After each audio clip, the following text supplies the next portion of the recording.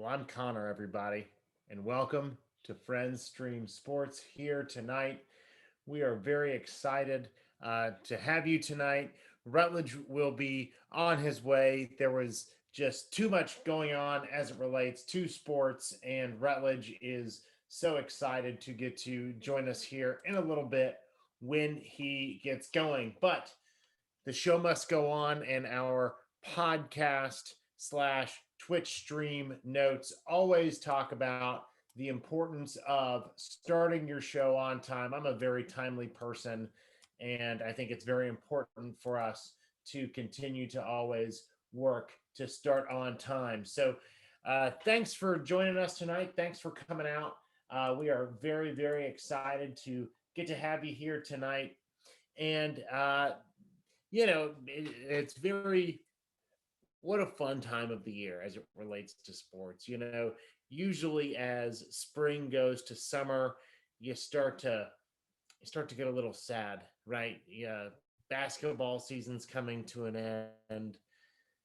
The football calendar just isn't shaping up to be what it needs to be, and now we get to have a very neat and a lot of fun time in our sports calendar here. So we're gonna start out talking about one of my favorite sports here while we wait for Rutledge to come and get to join us here this evening, and that is soccer. So uh, for those of you who might not know the Champions League, and we're going to be talking about some more soccer here this evening, but the Champions League semifinal match, first leg of the first game did happen today between Chelsea and Real Madrid.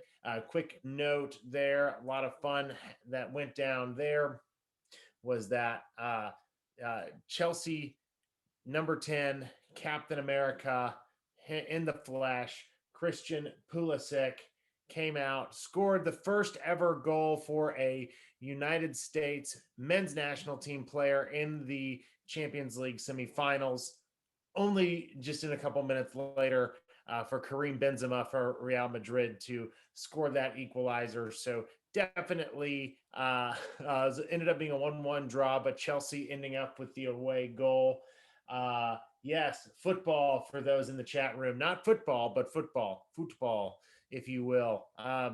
So definitely really excited to see how the end of Champions League shapes up. I think that Real Madrid is going to have more of a impact. They have more just impactful players. And if they can get Sergio Ramos back, I think that Real Madrid is going to crash their way into the finals. And speaking of crashing their way in, ladies and gentlemen, boys and girls, get ready to welcome the one and the only.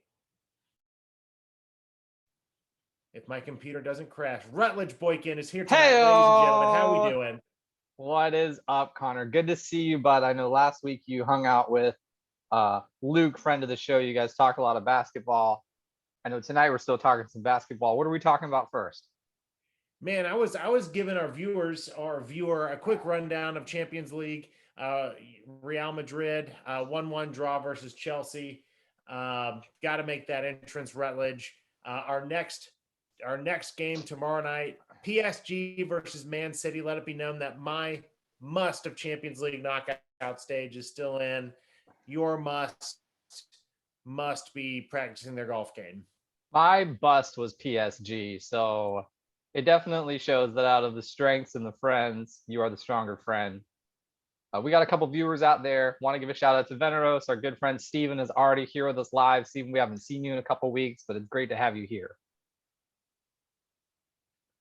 So very, very excited. So the other soccer, just quick note I want to share. Let it be known, Friends Stream Sports will be talking about Orlando City. Rutledge was at the opener for Orlando City versus Atlanta. 2 games in, 2 draws in a row. Rutledge, give us 30 seconds on that season kickoff against Atlanta. Yeah, so we were there, and it was very evident that Orlando is a new team where coach is in the second year. We kept some key pieces, but added some new players. He's very much following the same models he did when he was in Dallas. The big thing to consider for Orlando is, I told some people, Atlanta looked more organized, Orlando looked more talented, but they're just not organized yet. The soccer season is young. Of course, since Atlanta looked more organized, they have 4 points where Orlando has 2. Atlanta's tied for first in the East where Orlando's not. We play Cincinnati this weekend. I will be there Saturday, May 1st at the Cincinnati game. So I'm That's very wonderful. excited. I'll be watching, and I hope that the offense for Orlando comes in how they came to play against Kansas City with 4 goals, or that Orlando scored being called offsides. Definitely created chances even without Mauricio Pereira, our number 10. Rutledge, I was texting you that Ruan, our right back, for at least for the first stretch of the game, was the most important offensive player for Orlando City. So excited for some reinforcements to come back with Pereira. Who knows if we're going to get DK back? Daryl DK keeps on scoring goals for Barnsley in the championship. Hopefully we get him back. And Pato the Duck, another big-time European signing that gets hurt immediately in MLS, but that's par for the course. That is, that's part of MLS. You bring in some really big names, but they are more apt to injury. I will always remember the one time Connor and I did not hesitate, and that was in the 2016 or 17 Orlando City home opener in Camping World Stadium. We watched Kaká go down together, and we both sat there silently. And then we still can't talk about it. We're just not okay. That was a shift. It was no good. It was no good. But so there's a few quick soccer football takes for you this evening. Rutledge, we have a ton of sports to talk about here. You've been following the NBA with vigor, Rutledge. What are some of the top storylines you're following? So there's a lot going down on the NBA. For everyone out there, remember, we are May 18th is the start of the play-in tournament. So what that means is seeds 1 through 6 are going to be locked into where they're at, and then seeds 7 through 10 are playing in. Connor and I are going to pick. There's a big game tonight out in the West with the Mavs, who Connor has a lot of faith in, and the Golden State Warriors. The Golden State Warriors are actually 10th in the West, so they're really trying to turn the corner. But in the East, it's all about the top 3 teams of the Nets, the Sixers, and the Bucks. The Bucks and the Sixers clashed earlier this week. The Bucks won, but there was no Joel Embiid and no Ben Simmons on the floor. So we're starting to see that the Sixers can be beaten if they don't have their stars, but that's been this year in the NBA. The stars get hurt and no one's able to come out there. Connor, did you see who's in 4th place in the East? The Hawks are rising. Give us a little flap. Give our viewer a little flap. I don't think I'm going to flap. Give a little Hawk flap, Rutledge. I will let, I will say they won't be a flop instead of a flap. Right. But Kaká to the Hawk. Oh. Flap, flap, flap, flap.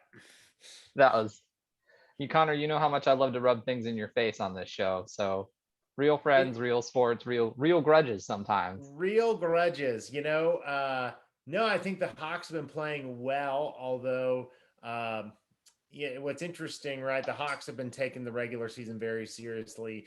The Suns have been taking the regular season very seriously. And there's another team from another state that is taking the regular season very seriously. And I think that's going to be the New York Knicks. The New York Knicks have been playing well. Julius Randle is on a heater. When the Hawks played the Knicks last week, the Hawks were grounded by the Knicks. Julius Randle did go off, but no, the Hawks have been playing well. I will say the thing to remember about the Hawks is that Trae Young, who's a star player in Atlanta, does have a level 2 high ankle sprain. He was not in on Monday. He's timetabled out a little longer. Every team that's been on a run has had some star get hurt this year or miss time, but this is horrible timing for them as they're sitting out there. So we'll see how that works. I loved your take with Luke about the New York Knicks. And what did it cost for the Knicks to have a good season? The New York Yankees. So hot takes here on French Stream Sports. By the way, shout out to Daniel Mogg. Daniel Mogg is here. He's come out. The D Mogg is in town. All right. So there's that. going on. The Suns are hot in the West. Connor, where do you see them going into the playoff and finishing seed wise? I'm still seeing the Suns. I think that they're gonna come in, finish out as the 2 seed. I think that although they're a ton of fun to watch, I don't necessarily know if they're gonna be able to get over. I don't know. I think that I Chris Paul has always been a ton of fun to watch and a really important player for teams that can't get over the hump. There's something about it. Chris Paul has a hard time getting over the hump. I think that there's going to be too many questions as it relates to other big men out west. Rudy Gobert, the Joker, Nikola Jokic, and as well as AD. If AD gets rolling in the Lakers, I just think that there's too many big men, and you got to deal with the Clippers, as well. And the Clippers are doing a lot of really good things on offense. The Clippers are, watch out for my pun here, probably hotter on offense than the Suns are. If you see what I did there. I did. I thought you were going to make a haircut joke. I thought it was going to be a haircut joke. Not a haircut joke, but I think the Suns are going to kind of glide into the number 2 seed. They're going to make some noise in the playoffs. If they lose in the first round, that will definitely be a surprise. But I would not. I'm kind of cool. I like watching the Suns Rutledge, but I'm kind of cooling on the Suns. Okay, so you're definitely in the shade when it comes to the Suns. No doubt. You see what I did there? Did you see that? Quick little shout out. DJ Mog here talking about the Magic. Shout out Orlando Magic not taking the season seriously. I might always remember the trade deadline Thursday, sitting at the table, actually with friend of the show Luke, and Luke just reading off headlines of Evan Fournier gets traded to the Boston Celtics for a Boston cream pie. Aaron Gordon gets traded for the Nuggets for chicken nuggets. We do love nuggets Vooch on this gets show. Traded to the Bulls for Polish sausage. We've definitely seen the teams that are in the Cade Cunningham sweepstakes and the teams that are trying to make a run. And I think this season will be a lot of fun as it finishes out. I really do too. The Magic, I will stand on what we said earlier. When it came down to us trying to figure out what they were going to do when they had injuries, they ended where they did. They made the bold move. Is it hard to watch as they're 18-43 and have one of the worst records in the entire league and just selling tickets for whoever's coming to town? Yeah, but they know what it is. So we'll see how the NBA breaks down. Steven brings up a good point. As much as the Hawks can be great, they are an Atlanta sports team, and Atlanta sports teams never seem to know how to finish. Case in point, the Atlanta Braves, the team of the 90s with just one championship. The Atlanta Falcons, I don't want to say anything more. And Trae Young getting hurt at the wrong time. So Steven, I think you're onto something, but I think the Trae Young injury when it happened is just Atlanta Hawks solidifying they are where they are. There's two other things I wanted to share with you tonight, Connor. So I watched a good argument, and we talk about Chris Paul a lot on the show, and he has over 10,000 assists. I watched a good conversation on ESPN tonight, and that conversation was, should Chris Paul be in consideration for MVP? Now, we know it's probably going to go to the Joker because of if not the Joker, it's going to go to Rudy Gobert, or it's going to go to someone that's been having an out of their mind season. But Chris Paul every team he's gone has gotten better, and he's really making the Suns a contender. So what's your 30-second take on Chris Paul for MVP? I think if Chris Paul has a ton of value, and sometimes the MVP voters forget about that term valuable, and most valuable player. And I think that, Chris Paul he's probably the most valuable player on his team, but he's not the best player on his team. That would go to Devin Booker. And I think that will definitely hurt his chances of being an MVP. I think this is the Joker's year to win it, especially if he keeps playing well and keeps the Nuggets at a respectable playoff spot. Yeah, I I don't think Chris Paul could win MVP because the MVP to me in basketball has to be contributions. But if Chris Paul wrote a book on leadership and how to build a culture of excellence, I want an autographed copy because every team he's ever been on has at least been in consideration to do something. So that's sort of everything we're breaking down in our first quarter. And now it's going to get into, because we're face to face, having a face off. Connor and I are having two big debate topics tonight. We're going to have two possible friend arguments. We could even have a breakup, which is a friend breakup, but we're going to get into our first one of the evening. Our big one tonight is we're going to take 5 NFL draft prospects that are big names. They're not quarterbacks and they're not defensives, but we're going to take 5. We're going to take 5 players. We're going to sit there and we're going to give them a power rankings of 1 through 5. And then give our own take of why we gave them the ranking that we did. Stay tuned for our halftime hot take coming up later this Tuesday on Twitch on Friend Stream Sports, because we're going to then once again talk about these draft prospects. So Connor, who are the players we're talking about? Yep, and I'm going to put this into the chat here for everyone to take a look at. But in essence, what we're doing is we're doing a fun little thought exercise of picking 5 offensive skill players that should be first round picks. And we're saying who's going to be the most impactful player when they get drafted. So we're going to rank in order: Kyle Pitts, Jamar, tight end for Florida; Jamar Chase, wide receiver for LSU; Jalen Waddle, wide receiver for Alabama; Devontae Smith, Heisman winner, wide receiver for Alabama; and Najee Harris, running back for Alabama. So a lot of Crimson Tide, a lot of a lot of SEC flavor, but the idea here is just to kind of think about, okay, who's going to actually make a good impact in the NFL. So I'm going to put this in the chat, and Rutledge, why don't you kick us off? Who are you? Let's start from the bottom. Who are you rating as number 5? We'll go with who I'm rating for number 5. I want to say hi to all of our viewers that are out there. And please make sure that you participate with where you would rank these people in the chat as well. So that's the thing why Connor and I are always on Twitch on Tuesdays at 8, is we want to interact with you live. We want to talk to you. So we want to hear your ratings. No, Steven, it's not just Alabama. It's not all Alabama players, but they are all out of the SEC. My number 5 is going to be Jamar Chase. And I'm going to quote Herm Edwards on this one. Is you play to win the game. Jamar Chase opted out of last year, and I don't disrespect his decision. 2020, especially coming into football season, we had, are we going to have a season? Are we not going to have a season? How do you protect yourself? But everything that we've talked about in every article you read really aids back to how good Jamar Chase was with the LSU championship team and Joe Burrow. I will personally go out there and say that LSU championship team and Joe Burrow is going to be one of those teams that you just remember forever. They were monsters. They were an absolute unit, which is why in the Superdome against Clemson, they made Clemson look like they weren't even any good.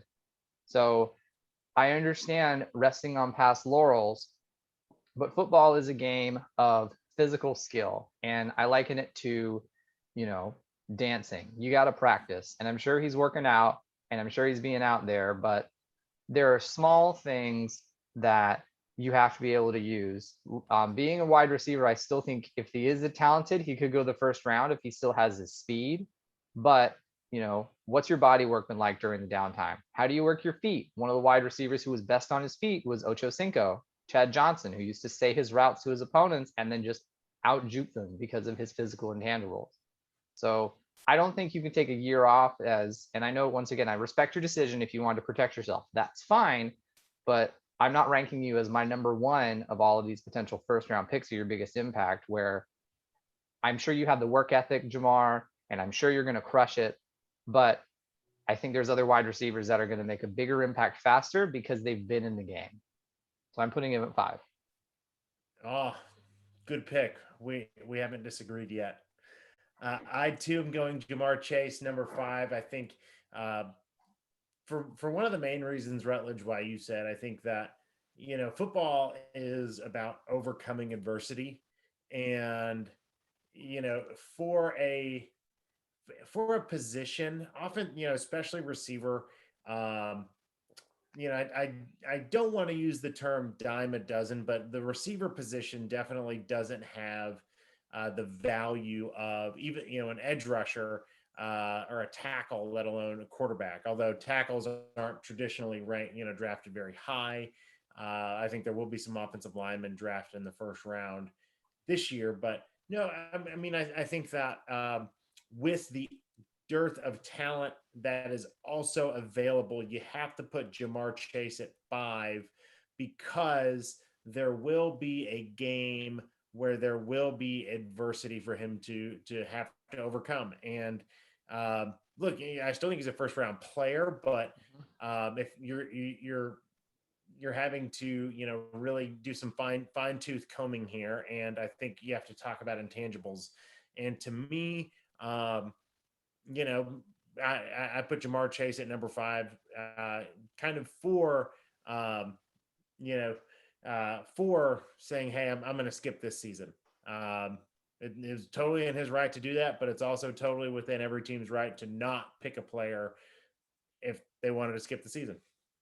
Yep. So, we'll see where he goes and we'll see what gets him. I would love to, like you said, the adversity. What's it going to be like when he faces that Hall of Fame cornerback and someone that absolutely challenges him all day long? How is that Sunday at the office? Okay. Number 4, Connor. And here we go. This is where it could start to get dicey. My number 4 is Alabama wide receiver Jalen Waddle. Here's why I have Jalen Waddle. Now, we know he missed a lot of the season because of a fractured ankle, and you can rebound from that like we've seen with Tua Tagovailoa. He was in the national championship game and still a little hurt. Where he's being really looked at is his punt return skills. And I think that he's flexible and versatile. I think he's going to make some good things. Great returners are really fun to watch. I find myself of any time like a primetime punt return video comes through, I just have to stop and watch it. Or if Devin Hester videos come on and I see them, I have to stop and watch it. Like, how long is this? 15 minutes of Devin Hester running back kicks. This is what we're going to do for 15 minutes. It's fun to watch as a fan. I'm sure it's valuable as a coach, but you have more regular offensive plays than you do special team plays. In the case of being a part of Alabama, these Alabama teams were so stacked, and last year's Alabama team was so stacked that everybody looked really, really good because they're all being evaluated as very high talent. But I think it was the good pieces echeloned up the other pieces. So I think he'll be okay, but we don't look at Devin Hester receiving tape. We look at his return tape. So Deion Sanders, you look at both. That was Deion Sanders. So I think he will make an impact in the return game and someone will take him for special teams, but you only get 53 players and you need him to jump in. But I don't see him as a wide receiver 1. That's a tough take for a guy who has grown to love watching Henry Ruggs III play football for the Las Vegas Raiders, another home run threat. For my number 4, me and Veneros, we're agreeing here. I'm going Najee Harris, number 4. I think that here's why, actually, when you're looking at teams and draft selections and places and things like that, I think that if the Patriots stay at number 15, Najee Harris could be a nice fit in New England. They had a bunch of players that got on defense that sat out 2020. They're getting all those players back. Sony Michel has a banged up knee. Patriots are going to be looking for offensive weapons. Traditionally, they've never gone big on, whenever they've drafted wide receivers high, those don't usually pan out. Even I found it really interesting. Najee Harris last year he had 43 catches for 425 yards, which works out to about 9.9 yards a catch on average. He nearly got a first down every time he caught the ball. Wow. And was a running back. So definitely, I think, very impactful. Now, I think that just the running back position we'll work him down the chart a little bit, but I think Najee Harris has some opportunity to make some impact immediately in that Patriot system. As the Patriots have Cam Newton another year, going to be running the football more. Okay, well, I have Najee Harris at 3, and I didn't know we were going to get so dicey as much. And I'm going to quote a quote that you're going to hear any football fan ever say all the time. Run the ball. Think about, no matter where you are, someone's yelling run the ball in every single stadium or yelling a running back's name. You can never go wrong with taking a running back. Now, the fact that Najee Harris is so flexible, let's look back to the Super Bowl. Leonard Fournette was a threat in the backfield, but he was also a good extra receiving threat for Tom Brady to dump off to. Shaq Barrett has helped the Giants from being even more of a disaster because of how flexible he is. So I have him at 3. While this is not the power run downhill league of the 90s, the mid early 2000s, think about Todd Gurley, think about Marshawn Lynch. While they're not as dominant because they get hit so much because systems adapt and they're not as lengthy, I think a flexible running back can do really well. And Najee Harris wasn't all the time a run downhill. I would say that for an Alabama running back, he really showed that Steve Sarkisian and Nick Saban were doing different things, that he was a little lighter and a little faster. So I'm taking him at 3 for his flexibility and for his value, that he really made an impact for Alabama. And I think he's going to be able to bounce around the NFL really well. Nice. Oh, run RTDB. No doubt. My number 3, I'm actually going, here's going to be a little controversy here. I'm going Devontae Smith. Devontae Smith, number 3 really? For me. Yeah, right. I think what's hard is the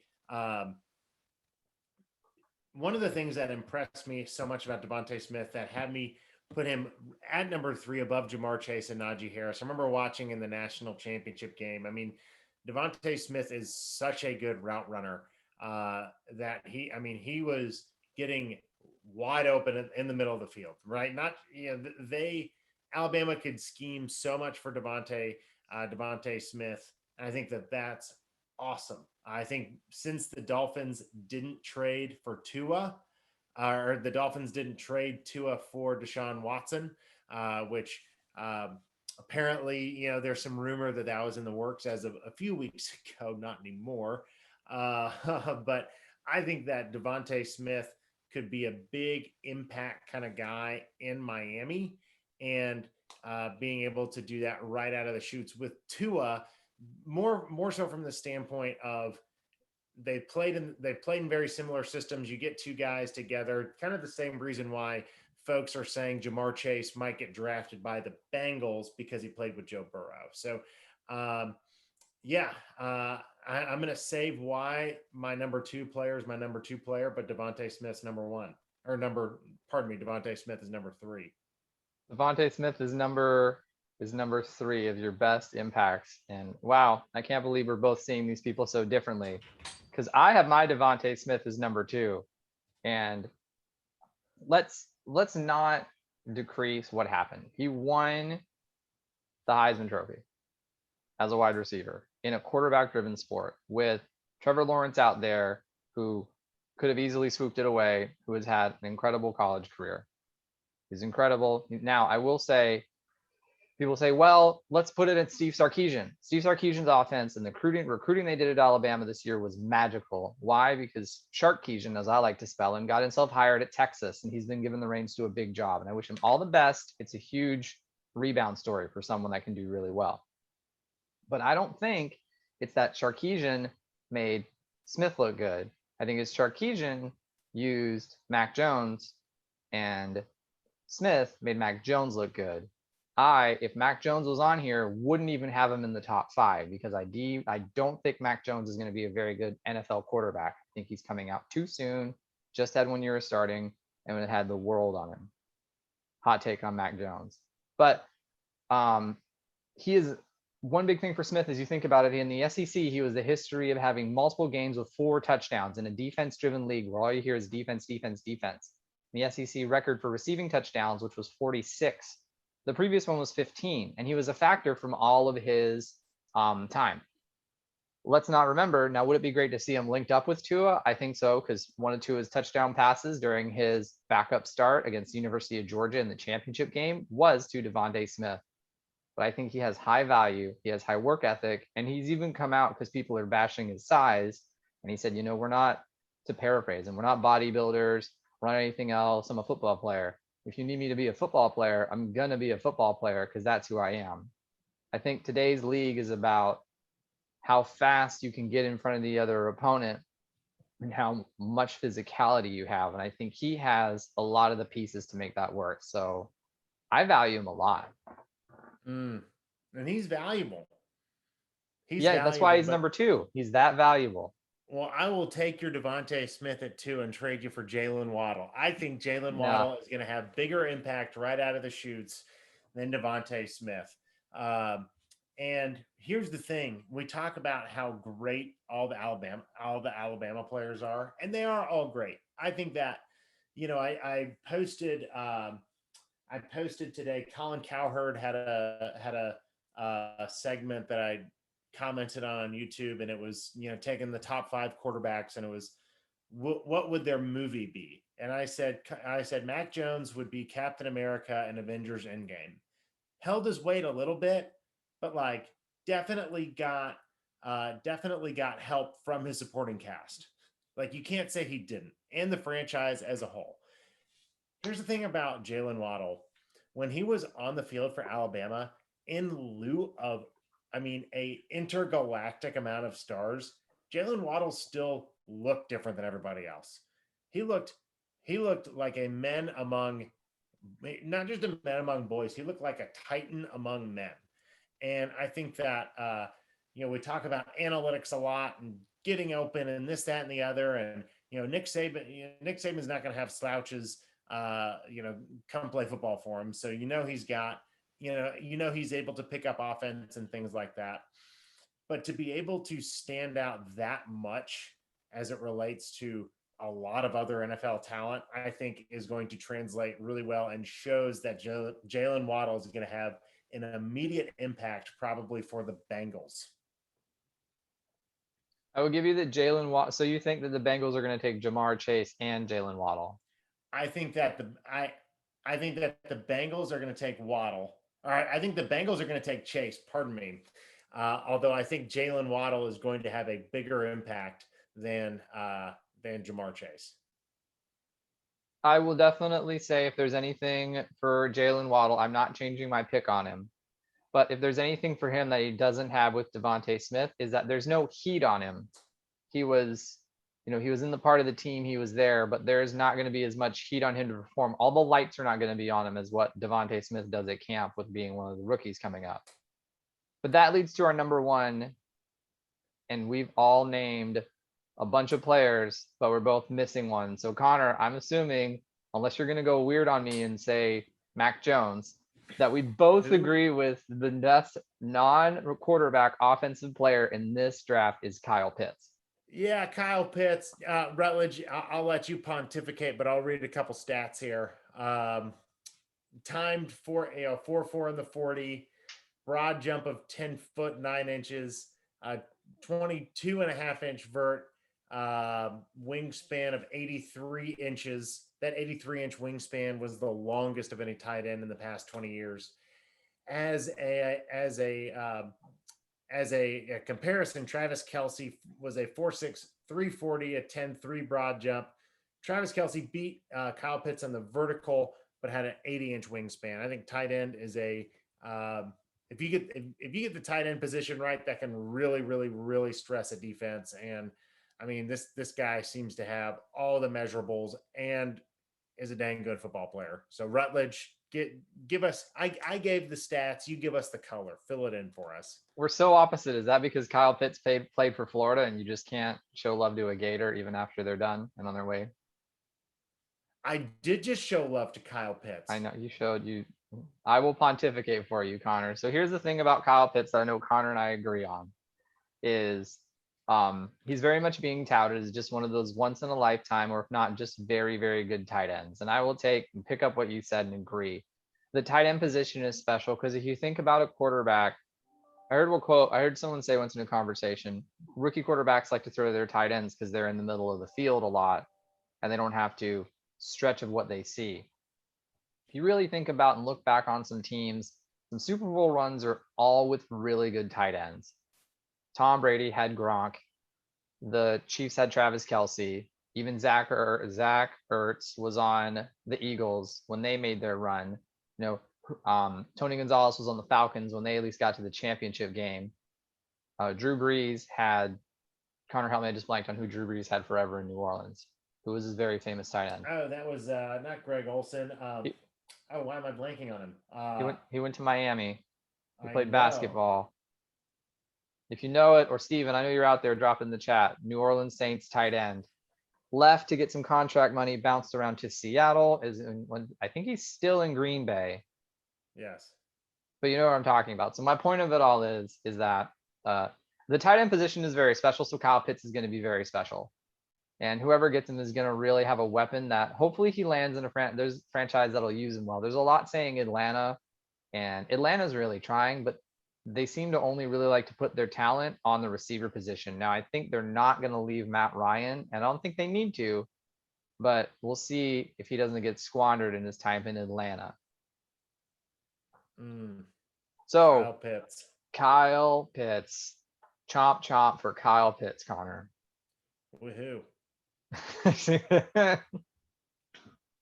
All right, so that brings us to the world famous, never duplicated, possibly imitated halftime hot takes here on Friend Stream Sports this Tuesday on Twitch with Connor and Rutledge as we talk about things in the NFL draft, and it's coming up soon in the next half, the Super League. Okay, Connor, I want your hot take. If you were a jersey guy, out of all the people that are coming out of this draft, including the ones that we talked about, whose jersey are you buying to like go like, this is my next thing in my wardrobe? Oh, if I see, here's the thing as it relates to jerseys. I'm like a throwback. I'm a weird jersey kind of guy. So I mean, I would want to pick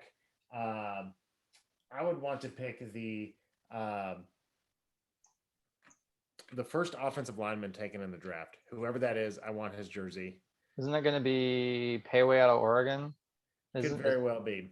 I'm going to want his jersey and like a regular size jersey. I want the 9XL that looks more like a dress on me than an actual jersey. Like a nightshirt kind of situation. So Nice. That's who I want. Whoever that is, send me your jersey. I'll wear it with pride. Well, we're not going to get Jimmy Graham jerseys because we couldn't name him earlier, but Jimmy Graham was the Saints tight end I was talking about. He was so good. It was. You know, I would have to say if I was going to pick a player for their jersey of someone I think is going to be really good in this draft, I know I just talked about him, but I would go with Kyle Pitts. Is that he's going to be just someone that you're going to root for on Sunday. You're not going to see the camera always on him, but when he's going to make plays, it's going to be cool. You know, I'm like you. When it comes for me for buying jerseys, I always get kind of stickler on buying them because the one year I've wanted a Russell Wilson jersey was this year. Well, we still don't have a contract, but the dialogue stopped, but there's a lot of tension. So I had a bad playing my first ever hockey jersey I bought in Canada. Right after I bought Alexander McGillney's jersey as a kid, he got traded the very next season. And you're there at the game, you're in his shirt, he's not there. It just no. This is why I rep the 12s. 12s never go out of style. Rep those 12s, my man. All right, Connor, that was like my soccer jerseys with the collars on them, with no names and the collars. Collar for $1. Collar for $1. But speaking of soccer jerseys, Rutledge, thank you for sharing the halftime hot takes. I saw a great quote from Ricky Kaká, former Orlando City player, former AC Milan player, which we're going to be kind of touching on AC Milan here very, very briefly, but as they were one of the teams that was going to be in the Super League. Ricky Kaká recently said, when my kids grow up, I don't want them to care or know so much that I was once considered the greatest footballer in the world. I want them to know me as the greatest father in the world. So, Ricky Kaká always saying the right teams at the right time, right things at the right time. Connor, is this you live announcing on the show that you're going to be a father? Is that what's happening right now? No, no, no, no. Connor's having kids. Could be a we segment. are Connor's kid. we are still just the three of us with Roro. All Ronan. Okay, I'm So beautiful quote. Great player. I'm slightly disappointed. I was really looking forward to Connor and the kid as the segment. Connor and the kid. French Stream Sports has a hard out time, a baby's bedtime. Now it's Connor and the kid. Yes. So, but as we enter into the third quarter, Rutledge, and what I can do, I can just share, real briefly, a little bit of the background on the Super League. You might have heard about that within the sporting world in the past couple of weeks. In essence, what was kind of tried to put together behind closed doors was some of the top 15 teams from Europe, England, kind of the big five leagues of Europe. So England, France, Spain, Germany, and Italy. And what they were going to do was create a 15-team league and then invite five more to kind of do a little bit of promotion and relegation every year and have their own Super League. The main reason for that Super League was to be able to fight for larger, more lucrative TV contracts, right? Champions League has pretty good sized TV contracts, but it is kind of hard because they don't play a ton of games. TV money gets spread probably a little too thin, especially with those teams that qualify at the very beginning. And I mean, now in America with Champions League on CBS and CBS not wanting to be a good streaming partner with a lot of folks, it's it's kind of tough to watch things like that. So a couple weeks ago, a bunch of teams got together and said, "Hey, we're going to create a Super League." You're looking at Arsenal, Chelsea, Liverpool, Man City, Man United, Tottenham, Atletico, Barcelona, Real Madrid, AC Milan for Kaká, Inter Milan, and Juventus. And it just caused controversy because it really felt like a corporatization of soccer. Soccer is very corporate as it is right now, but it kind of really felt like it was taking the game out more so from the fans.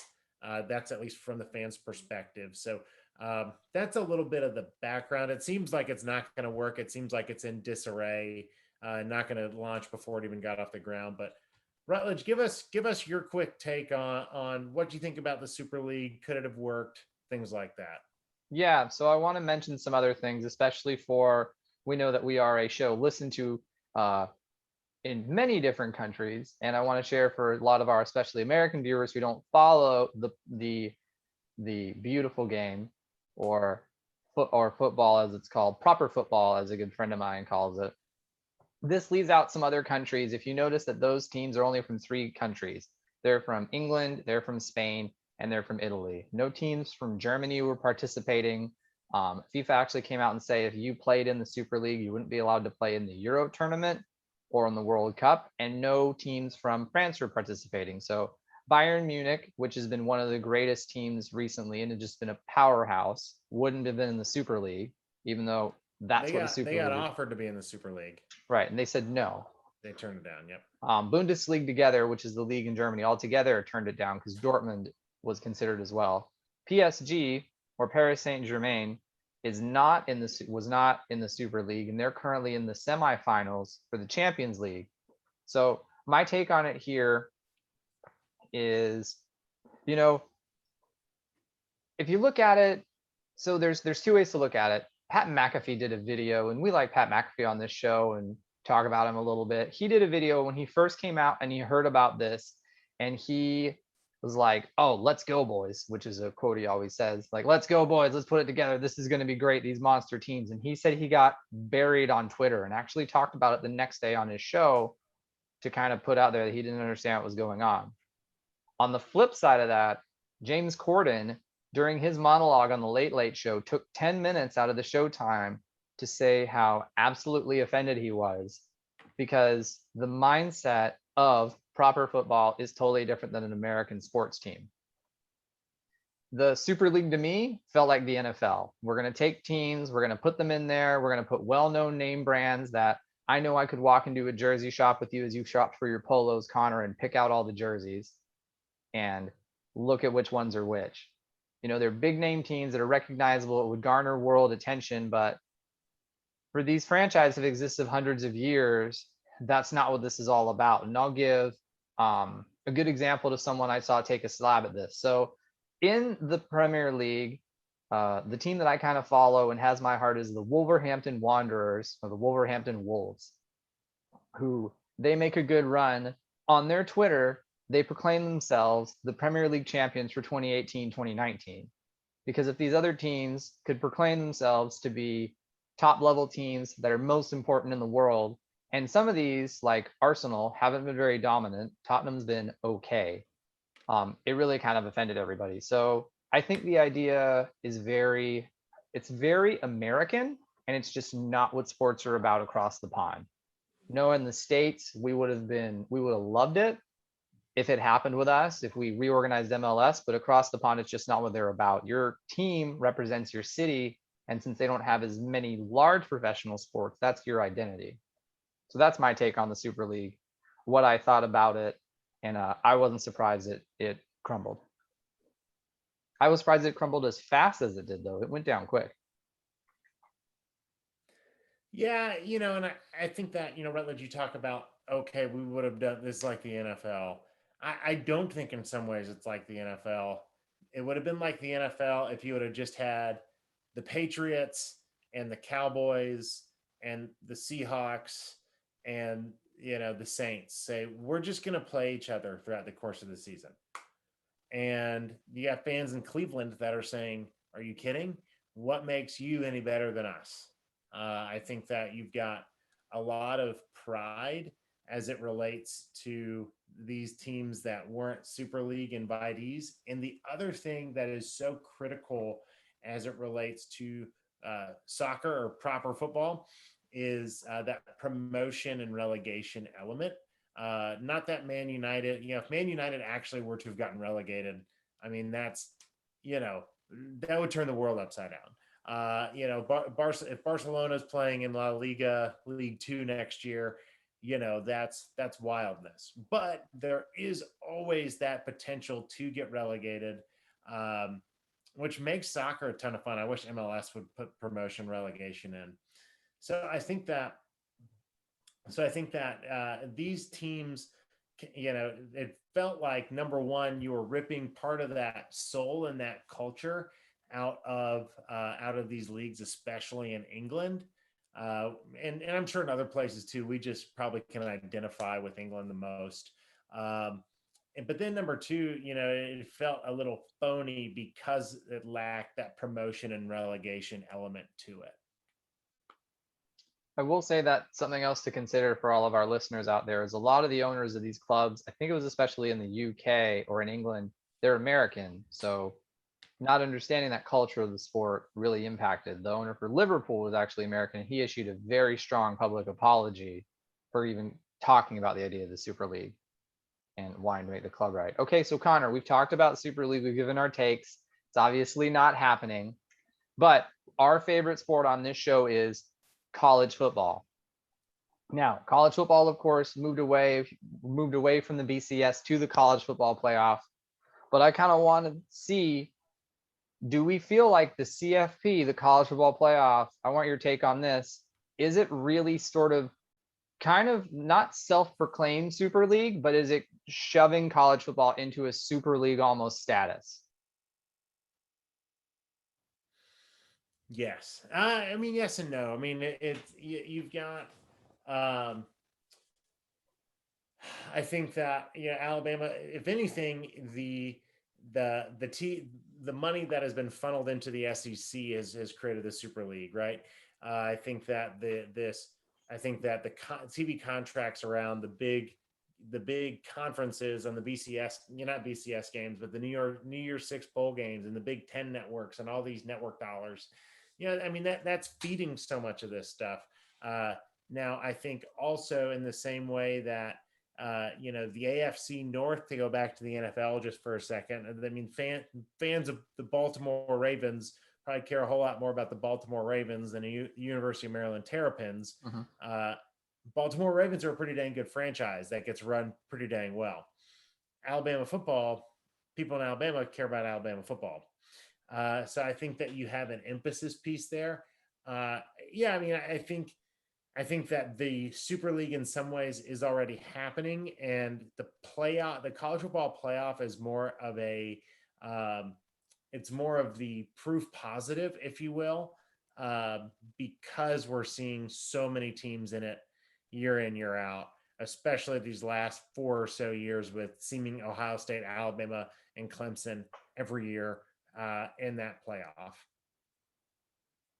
Yeah, I think you've touched on TV money very well. The biggest TV money move, in my opinion, was Rutgers joining the Big Ten, which, besides a couple of years of Greg Schiano, and you think about what the Big Ten is supposed to represent as a conference, these big schools in America, Rutgers was very obviously brought in for New York TV money and get that type of exposure.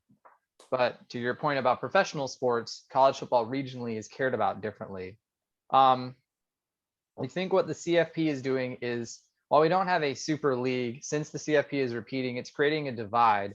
And I liken to watching college football on a Saturday in my house.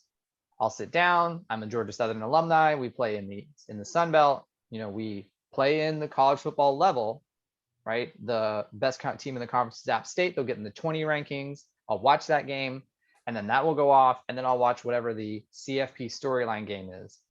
And my wife will say to me, why are you watching, as an example, why are you watching Clemson play Florida State? You don't really care about Florida State. You don't really like Clemson. Like, you're not drawn to these schools. Why are you watching? Like, well, this has national implications.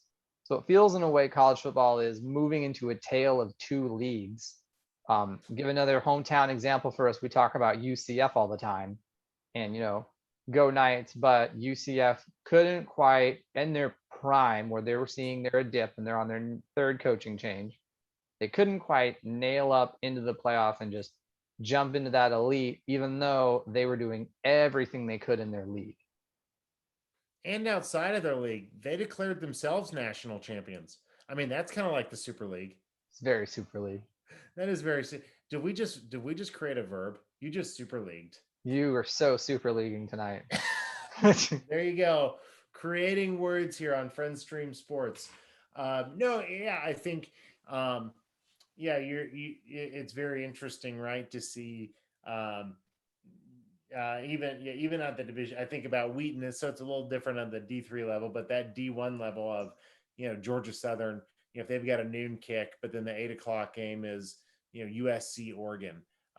In the same way, right, that first game of the day might be Southampton versus Burnley, but Man City versus Liverpool's that night. So you might watch Southampton Burnley from your house, but then you go to the pub for Man City Liverpool, to keep it real. So I think it is sort of sucking a little bit of the juice out from everybody to get put into just a few top teams, and it's sort of positioning those top teams as always getting the 8 o'clock kicks. Granted, they are winning, so there's a little bit where they should get those primetime kicks and things like that. But no, I think being able to create a I'd put promotion and relegation into a lot of things here, sports-wise, in America. Potentially even college football. I want to hear that. Hold on to that promotion relegation thing. But Connor, I want your take on this thought really quick. So college football, and the way that we embrace it, that my team, we love our big school teams, right?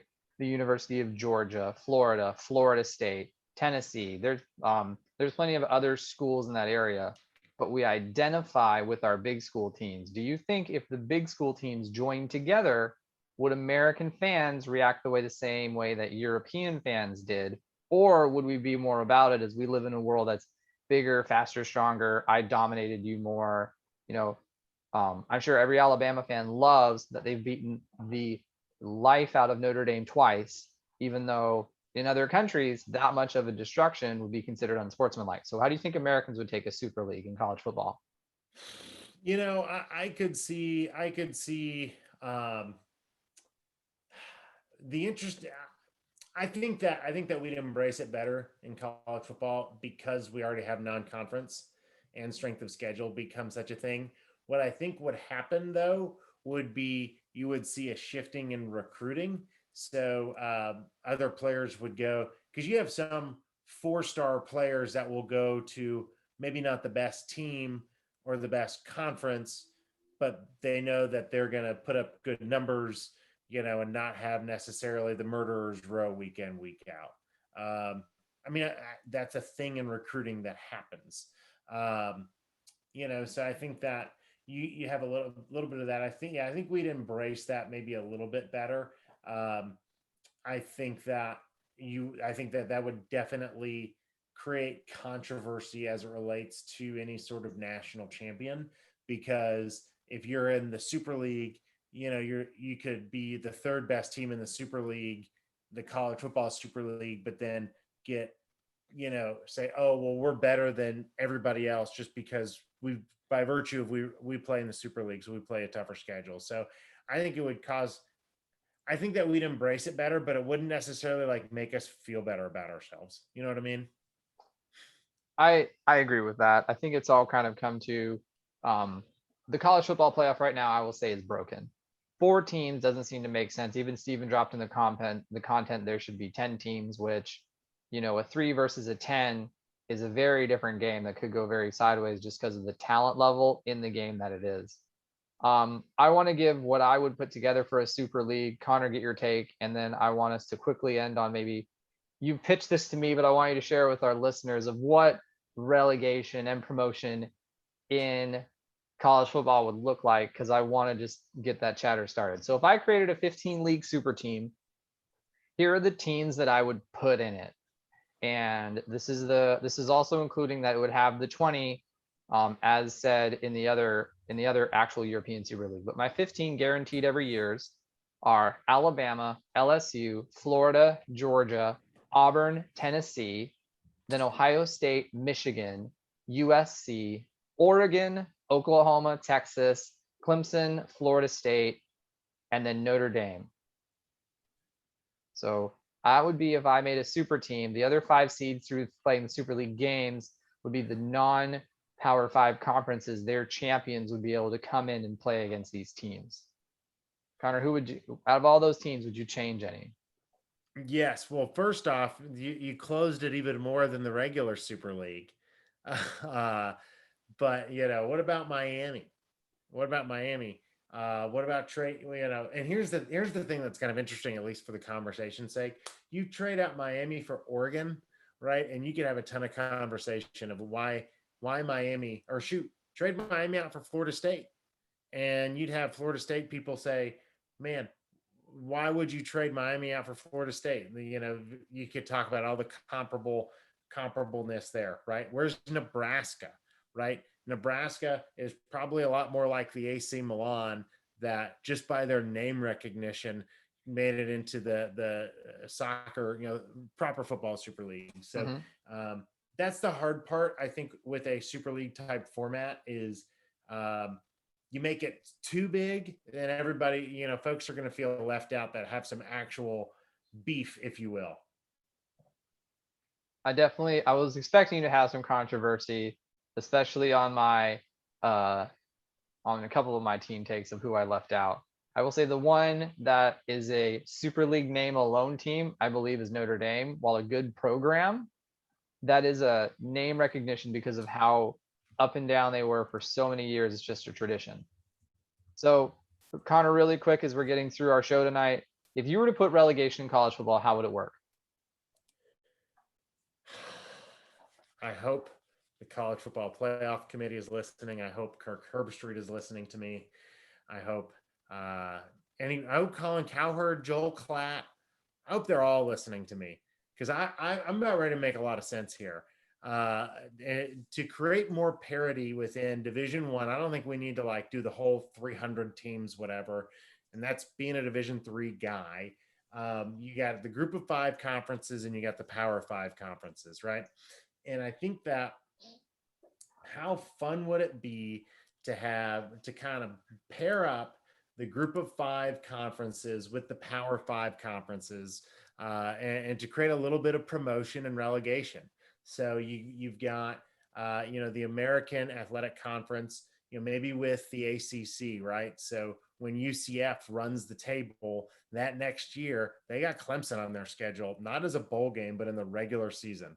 And with that comes the TV rights and the money and everything that is involved with playing in the ACC. I think you do that. You could do, the SEC with the Sun Belt.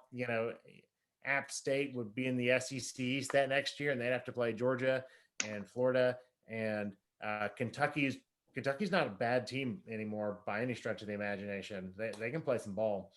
You got your Mountain West and the Pac-12. You got the MAC and the MAC and the Big Ten. You've got probably Conference USA in the Big 12. Being able or Conference USA, yes, Big 12. I think that yes, and I think that paired everybody up properly. But yeah, I think I think that'd be a really fun way to create a little more intrigue and those games at the end of the season in the same way that soccer games or proper football games at the end of the season. There's always teams that are fighting for stuff. That's always a fun thing in May. You'll hear Saturday mornings folks saying, out of the 15 games we have on slate today, one doesn't really matter as it relates to seeding, whether or not it's for European spot, whether or not it's for Champions League spot, the title, or promotion or relegation. So I would think that that'd be a ton of fun and create a lot more buzz as it relates to college football. I love the idea of it. Steven actually dropped it in the comments before we even started, so it could work out. I think it'd be very interesting to see how the American fan would react to that, because how many college football games have you watched of bad teams? And I am a fan of sometimes bad teams to where the stadium is empty. So I love Imagine that Duke Georgia Tech game and the loser goes to the American Athletic Conference next year. That would be, the emotions would be massive. So yes, I love the idea. I hope those people that are watching this highlight on our YouTube channel for this section about college football relegation, because it's very searchable. You subscribe to our channel, you come watch us live on Twitch on Tuesday at 8. You give a thumbs up to Connor who cuts our clips, the whole thing. Well, Connor, that's our show for tonight. I want to wrap it up with picks, and we're going to go over NASCAR for our poll winner, and then we're going to go through some NBA games. This week, May 2nd at Kansas Speedway, it's the Bushy McBush race. So I have to go Kevin Harvick. Kevin Harvick is going to be on, like, there's always been rumors that NASCAR can be kind of fixed, especially when Richard Petty won, when Ronald Reagan said start your engines in Daytona. But I'm putting Kevin Harvick at the pole of the Bushy McBush race because I don't think they're going to like seeing him start in the back. And I don't think neither Kyle nor Kurt Busch would win the Bushy McBush race, although that would be awesome, right? That would be awesome. Busch wins the Bushy McBush race. No, I'm going Denny Hamlin. He's been kind of the clubhouse leader to win the pole. All right, so there we go. By the way, our fantasy NASCAR league is doing very well. I believe Steven, or if not the team Tampa Bay Vipers fan, won this week. So we're getting there in the quest for the golden jorts. I explained to one of our players the quest for the golden jorts. What the prize is our homemade jean shorts, and they were speechless. I thought the call dropped. They were so excited. Okay, 3 NBA games.